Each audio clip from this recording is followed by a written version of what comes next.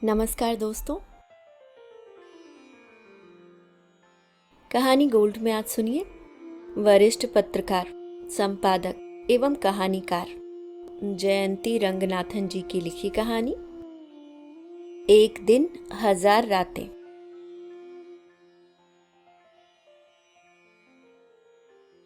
Train चलने से काफी पहले आ गई थी वो स्टेशन।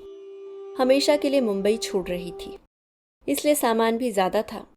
3 बड़े सूटकेस, 2 गत्ते के बक्से, बहुत कुछ तो वह मुंबई में ही छोड़कर जा रही थी। सबसे बड़ी चीज, अपना सपना। सपना तो वह अब रातों को सोते समय भी नहीं देखती। कई दिनों से आंखों से नींद गायब है। मुंबई दिल्ली राजधानी में नीचे की बर्थ थी उसकी। खिड़की के पास वह बैठी रही। साथ के यात्री आ गए। ट्रेन चल पड़ी, पर उसने चेहरा घुमाकर किसी की तरफ नहीं देखा। मुंबई सेंट्रल, दादर, कांदिवली, बोरीवली। उसकी आंखें ना चाहते हुए भी भर आईं। ट्रेन फर्राटे से चलने लगी। अचानक किसी ने उसे टहोका। उसके पास बैठी महिला कुछ जोर से कह रही थी, बैरा चाय बिस्किट लाया है। उसने नहीं में सिर हिलाया। कुछ देर बाद बड़ी मुश्किल से उसने सूप पिया। खाना भी खाया न गया। उसके सहयात्रियों को लग रहा था सोने की कोई जल्दी नहीं है। धीरे धीरे ऊपर के बर्थ वाले अपनी जगह जाने लगे। वह नीचे के बर्थ में चादर बिछाने लगी थी कि सामने बैठे एक व्यक्ति ने आग्रह करते हुए पूछा, आप अपनी ये नीचे वाली सीट मुझे दे सकती हैं क्या? दरअसल मुझे मिडिल बर्थ मिला है। मेरा पाँव आपने शायद देखा नहीं। उसकी तरफ बिना देखे यंत्रवत उसने नीचे बिछाई चादर निकाल ली और अपना हैंडबैग लेकर मिडिल बर्थ में चढ़ गई। यह भी नहीं सुना कि वह व्यक्ति लगातार उसे थैंक यू कहे जा रहा है। धीरे धीरे रेलगाड़ी के हिचकोले और इंजन की आवाज की जगह सहयात्रियों के खर्राटों ने ले ली। रात के 4 बजे होंगे। हल्की सी रोशनी। ट्रेन की तेज गति और हिचकोलों में क्लोरोफॉर्म सा नशा है। हर कहीं से बस चलती सांसों की आवाजें। तेज एसी। अपने पांव पर से गिराए चादर को समेटने के लिए जब उसने करवट ली तो उसका पैर टकरा गया। मध्यम रोशनी थी। सीट के एकदम छोर पर उकड़ू सी बैठी थी वो। हड़बड़ाकर उठ बैठा। लड़की संकोच में आ गई। आप सोई नहीं? लड़की ने बहुत मुश्किल से अपना मुंह खोलते हुए कहा, मुझे नींद नहीं आती। बीच वाले बर्थ में बैठना थोड़ा मुश्किल था, सॉरी। आप सो जाइए, मैं ऊपर चली जाऊंगी। अरे नहीं, आपकी सीट है ये तो, आप बैठे रहिए। वैसे भी 1 आध घंटे में सुबह हो ही जाएगी। आप बिल्कुल नहीं सोई? लड़की ने ना में सिर हिला दिया। व्यक्ति उठ बैठा। लड़की ने देखा उसका बायां पांव घुटने के नीचे से नहीं था। ट्रेन ने लंबी सीटी दी। आसपास रोशनी सी झिलमिलाने लगी। व्यक्ति बड़बड़ाया, अब आ रहा है कोटा जंक्शन। लगता है ट्रेन आधे घंटे लेट चल रही है। देखते देखते ट्रेन कई पटरियां बदलने लगी। स्टेशन का छोर नजर आने लगा। अचानक उस व्यक्ति ने पूछा, आप कुल्हड़ की चाय पियेंगी? यहाँ बड़ी अच्छी मिलती है। गाड़ी से उतरना भी नहीं पड़ेगा, बोलिए। लड़की ने उसकी तरफ देखकर कहा, रहने दीजिए अंकल, आपको तकलीफ होगी। दरवाजे तक चलकर। अंकल? आदमी के चेहरे पर मुस्कुराहट आई। अपना चादर फेंक कोने में रखी बैसाखी संभाल वह फौरन खड़ा हो गया। दरवाजे तक उसके पीछे पीछे लड़की भी गई। सच कहा था उस आदमी ने। स्टेशन पर कंपार्टमेंट के ठीक सामने ठेले पर कुल्हड़ की गर्मा गर्म चाय बिक रही थी। आसपास फैली चाय की सौंधी सुगंध। लपक कर उस आदमी ने 2 कुल्हड़ चाय खरीद ली। एक लड़की को पकड़ाया। एक घूंट लिया ही था कि ट्रेन चल पड़ी। ट्रेन का दरवाजा बंद। दोनों वहीं खड़े होकर चाय की चुस्कियां लेने लगे। लाइट बस वहीं जल रही थी। अंदर कंपार्टमेंट में अंधेरा था। आदमी ने लड़की को ध्यान से देखा। बुझा चेहरा, आंखों के नीचे काले काले गड्ढे, कंधे तक कटे बाल, जीन्स, नीले फूलों वाली कुर्ती, कंधे पर टंगा स्टॉल और हैंडबैग। अपना हैंडबैग हमेशा साथ लेकर चलती हैं, यानी लोगों पर कम यकीन करती हैं। अपनी तरफ देखता पाकर लड़की हल्का सा मुस्कुराई। थैंक यू, चाय बहुत अच्छी है। आदमी भी मुस्कुराया। हाँ, मैं इस रूट पर आता जाता रहता हूँ, पर बहुत कम पी पाता हूँ यहाँ की चाय। रात को अक्सर सो जाता हूँ। लड़की के चेहरे पर अजीब से भाव आए। तुम कुछ कहना चाह रही हो? मैंने दिल्ली से मुंबई आते समय भी यहाँ चाय पी थी। उस समय मेरे कुछ दोस्त साथ में थे और उन दिनों मुझे नींद भी आया करती थी। अच्छा, मेरा पूछना अजीब लग सकता है, पर जब तुमने अंकल कह ही दिया है तो बता सकती हो। नींद नहीं आती, कोई खास बात? लड़की चुप रही, कुल्हड़ से उठता धुआं देखती रही। क्या तुमने कभी प्लेन से सफ़र किया है? लड़की ने चौंक कर देखा और हाँ में सिर हिलाया। पता है ट्रेन और प्लेन के मुसाफिरों में क्या फ़र्क होता है? प्लेन में हम सब बहुत आत्मकेंद्रित होते हैं। पता नहीं ट्रेन में क्या जादू है, हमें लगता है कि साथ चलने वाला मुसाफिर हमारी यात्रा का एक हिस्सा है। लड़की के मुंह से हूँ निकला। तुम नहीं बताना चाहती, कोई बात नहीं। जाओ नीचे की बर्थ पर आराम करो, दिल्ली आने में देर है। नहीं, आप सो जाइए, मैं यहाँ ठीक हूँ, लड़की ने धीरे से कहा। कुल्हड़ की चाय खत्म हो गई। आखिरी घूंट पीने के बाद लड़की ने होठों को चटकाते हुए डस्टबिन में कुल्हड़ डाला। अब थोड़ी संभली हुई लग रही थी। आप बताइए, आपका पैर एक्सीडेंट? आदमी ने रुककर कहा। हाँ, था तो एक्सीडेंट। मेरी गलती थी, भुगतना पड़ा दूसरों को। गलती? हाँ, मेरी पत्नी ने कहा था रात को गाड़ी मत चलाओ, इतना तेज मत चलाओ, पर मैंने। ओह सॉरी, मैंने आपके घाव कुरेद दिए। नहीं, ऐसा कुछ नहीं है, बोलने या कह देने से सच खत्म तो नहीं हो जाता ना। ऐसा भी नहीं है कि मैंने जीना छोड़ दिया, एक गलती की हो जाती है सबसे। लड़की की आंखों में अचानक चमक सी आई। आपके घर वालों ने कुछ कहा नहीं? आप टूटे नहीं? कैसे? आदमी हल्का सा हंसा। हमारे परिवार वाले हमें हमारी गलतियों से नहीं तौलते। मैं खुद इतना शर्मिंदा था। एक्सीडेंट में मेरा पाँव कट गया, मेरी पत्नी गुजर गई। लगा था इसके बाद मैं जी नहीं पाऊंगा, पर जानती हो, जीने की वजह ढूंढनी नहीं पड़ती, मिल जाती है आराम से। मुझे भी ममा माफ़ कर देंगी ना? लड़की के मुंह से अचानक निकला। ऐसा क्या कर दिया तुमने? लड़की जैसे बोलने को आतुर थी। मुझे और मेरी दोनों बहनों को ममा ने ही पाला, बड़ा किया। पापा का बिजनेस था, 10 साल पहले वे गुजर गए। मैं बीच की बहन हूँ, बड़ी बहन टीचर है। पापा ने हम तीनों बहनों के नाम एक एक फ्लैट लिया था, यह कहते हुए कि इनकी शादी में काम आएगा। ममा ने एक फ्लैट बेचकर दीदी की शादी की, पर मैं रुक क्यों गई? मैंने इंजीनियरिंग की पढ़ाई की। जब हम 3 दोस्त फाइनल ईयर में थे, हमने तय किया कि कैंपस इंटरव्यू में नहीं बैठेंगे, हम कोई अपना काम करेंगे, स्टार्टअप। मामा चाहती थी मैं नौकरी कर लूँ, पर मैंने उन्हें समझाया, यही नहीं, मुझे स्टार्टअप में अपना शेयर लगाने के लिए पैसे चाहिए थे। मैं कहाँ से लाती? मेरे नाम एक फ्लैट था। मैंने माँ को मनाया कि मुझे शादी करने के लिए पैसे नहीं चाहिए। मैं धूमधाम वाली शादी में यकीन नहीं रखती, मुझे वो अपनी कंपनी में लगाने के लिए पैसे दे दें। सबने मना किया, ममा को, ताऊ जी, छोटे चाचू, सबने।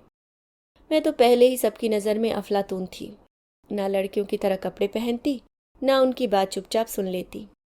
मैं लड़ी सबसे। मैंने कहा मुझे शादी नहीं करनी, अपनी कंपनी खड़ी करनी है। मामा मुझे सपोर्ट करती थी, उन्होंने मेरी बात मान ली। 3 साल पहले मैं मुंबई आई, इसी तरह ट्रेन में, हम तीनों दोस्त जोश में भरे हुए। लग रहा था मुंबई जाएंगे, कंपनी शुरू करेंगे, बस रातों रात हम सफल हो जाएंगे। सपने देखते थे हम सब, मैंने भी खूब देखे। वो दिन अलग ही थे, सोते जागते एक खुमारी थी।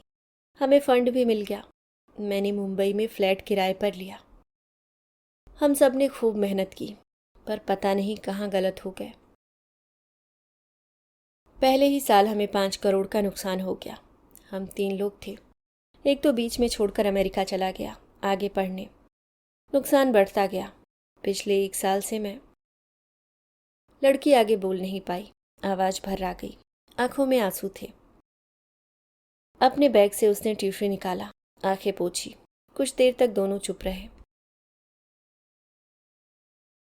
लड़की ने बोलना शुरू किया। मेरी समझ में कुछ नहीं आ रहा था। मेरा बैंक बैलेंस तेजी से खत्म हो रहा था। मैं रोज अपने ऑफिस इस उम्मीद से जाती कि आज कुछ होगा, कोई अच्छी खबर आएगी। हमने अपना स्टाफ हटा दिया, बस हम दोनों रह गए। माँ से हर रोज बात होती, उनसे कहती सब ठीक है। अगली होली दिवाली में घर आऊंगी। बीच बीच में जाती थी उनसे मिलने, पर उन्हें कुछ बताया नहीं। बाकी लोग तो हमेशा इस इंतज़ार में खड़े मिले कि मैं कुछ गलती करूं और वे दबोच लें, मेरा जीना मुहाल कर दें। मैं बहुत डरने लगी हूं सबसे। पिछले महीने हमें अपनी कंपनी बंद करनी पड़ी। मेरा दूसरा साथी, उसके घर वाले आकर उसे अपने साथ चेन्नई ले गए। मैं बिल्कुल अकेली थी मुंबई में। पैसे खत्म, कंपनी बंद, कहीं कोई उम्मीद नहीं। मैं रात भर सो नहीं पाती, किसी से मिलने का मन नहीं करता। दिन तो गुजर जाता, पर रात को लगता है एक रात 1000 रातों के बराबर है। ना व्हाट्सएप ना फेसबुक, किसी पर नहीं जाती। माँ को फ़ोन करना भी कम कर दिया। 9 महीने हो गए घर गए। दीदी का बेटा हुआ था तब गई थी। मामा मुझे देखकर शायद समझ गई थी कि कुछ ठीक नहीं। छोटे चाचू ने सबके सामने मेरी खिल्ली उड़ाई। मामा से कहा कि अब तो तुम मुंबई जाकर मन्नत में रहोगी। उससे कम की उड़ान तो यह भरती नहीं। मैं पहले चाचू से लड़ लेती थी, उनको सुना देती थी, पर पता नहीं क्यों उस दिन मैं कुछ भी बोल नहीं पाई। मामा समझ गई। मुझसे पूछा सब ठीक है। मैंने कह दिया हाँ। मामा ने थोड़ा मायूस होकर कहा, बेटी मेरे पास अब तुझे देने के लिए कुछ बचा नहीं है। मुझे उनकी बात लग गई। छोटी बहन कॉलेज में है। मामा को मुझसे बहुत उम्मीदें थीं, पर मैंने। उसकी आवाज़ बैठ गई। बोलते बोलते शायद वह थक गई थी। आदमी का चेहरा शांत था। बस बैसाखी का सहारा लेकर वह बोगी की दीवार से टिक गया। लड़की ने तुरंत कहा, आप अंदर आकर आराम कीजिए, मैंने आपको तब से खड़ा कर रखा है। आदमी ने मुस्कुराते हुए कहा, तुम्हारी बात आधे में छोड़कर कैसे जा सकता हूँ। देखो बातों बातों में 6 बजने को आए। लड़की ने भी टेक लगाते हुए कहा, हाँ, जिंदगी की अच्छी बात तो यही है कि समय नहीं ठहरता। आदमी के चेहरे पर अजीब से भाव आए। लड़की ने कंधे उचकाते हुए पूछा, क्या हुआ, क्या गलत कहा मैंने? नहीं, सोच रहा था कि जब तुम्हें जवाब पता है, सवालों में क्यों उलझी हो। मैं समझी नहीं। तुमने कहा ना कि समय नहीं ठहरता, यही तो उत्तर है सब सवालों का। इसी में तो छिपा है हर समस्या का हल। लड़की चुप हो गई। बाहर रोशनी होने लगी। इक्का दुक्का लोग उठने लगे। आदमी ने अचानक कहा, अंदर चलें? दोनों अपनी जगह आ गए। लड़की खिड़की से टेक लगाकर बैठ गई। आदमी ने तब तक चादर तकिया समेट लिया था। आराम से बैठने के बाद आदमी ने सवाल किया, तो दिल्ली जाकर क्या करने का इरादा है? लड़की ने सिर हिलाते हुए कहा, आज से पहले सोचा नहीं था। समझ नहीं पा रही थी कि घर लौटने के बाद क्या करूंगी। मैं शायद घर लौटना ही नहीं चाहती थी। कुछ सोचूंगी अब। मेरे कॉलेज की एक लेक्चरर आजकल घर के पास कोचिंग सेंटर चलाती हैं। हमेशा मुझसे आइडिया लेती रहती हैं। मुझसे कहती रहती हैं मेरे कोचिंग सेंटर को आगे बढ़ाओ। लड़की थोड़ी संभली हुई लग रही थी, सहज भी। मुझे लगता था कि मैं अपने बारे में किसी को बता नहीं पाऊंगी। सब क्या कहेंगे, लूज़र। पर आपसे बात करने के बाद अब हल्का महसूस कर रही हूँ। लूज़र हो या विनर, क्या फ़र्क पड़ता है? बीता हुआ कल कुछ और था, आने वाला कल कुछ और होगा। आदमी ने सिर हिलाया। मैंने कहा था ना, हम कई बार अजनबियों से खुलकर बातें कर लेते हैं। पता है क्यों? हमें ना कुछ पाने का डर होता है ना खोने का। मैं नहीं जानता तुम कौन हो, तुम नहीं जानती मेरे बारे में। हम एक दूसरे का नाम तक नहीं जानते। लड़की सोचने लगी, सही बात है, पर तुम्हारी एक गलतफहमी दूर करना चाहता हूँ। जी? लड़की चौंकी। तुमने मुझे अंकल कहा ना, दरअसल मेरी उम्र ज़्यादा नहीं है। मैं 29 साल का हूँ। एक्सीडेंट और दूसरी वजहों से मेरे बाल जल्दी सफ़ेद हो गए। गिल्टी फील मत करो, इसमें तुम्हारी गलती थोड़े ही है। मैं लगता ही ऐसा हूँ, और किसी की गलतफहमी मैं दूर नहीं करता, पर सोचा तुम्हें बता दूँ।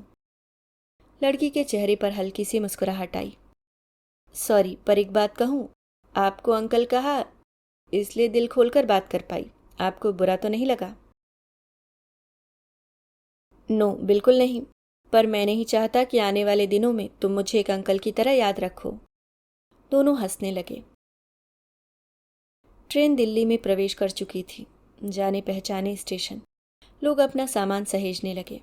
लड़की ने सीट के नीचे से अपना सूटकेस निकालना शुरू किया। अंकल कब अपना बैग लेकर आगे बढ़ गए पता ही नहीं चला। लड़की पूरी तरह तैयार थी स्टेशन पर अपनी माँ और बहन से मिलने, उनके गले लगने, उनसे हंसकर कहने कि देखो लौट के बुद्धू घर को आई। घर जाते ही मम्मा से कहना होगा, अब मैं आ गई हूँ, मैं सब संभाल लूंगी। अब तुम्हारी नहीं, मेरी देने की बारी है। बहन के साथ हर शनिवार संगीत सीखना भी शुरू कर देगी। चाचू को पहले की तरह उस्ताद बुलाना शुरू कर देगी। अपने बैग से कंघी निकालकर उसने बालों पर हल्के से फेरा, चेहरे पर कॉम्पैक्ट लगाया, अपने सूखे होठों पर हल्की सी लिपस्टिक लगाई। स्टेशन पर गाड़ी लग गई। उसने खिड़की से झांक कर देखा, अंकल उतर चुके थे। उसकी तरफ देखकर हाथ हिलाया और अपनी बैसाखी ठकठकाते हुए आगे बढ़ गए। अचानक लड़की को लगने लगा कोई बेहद अपना उससे दूर जा रहा है, फिर कभी न मिलने को। वह पलटी ही थी कि उसके साथ के एक यात्री ने सवाल किया,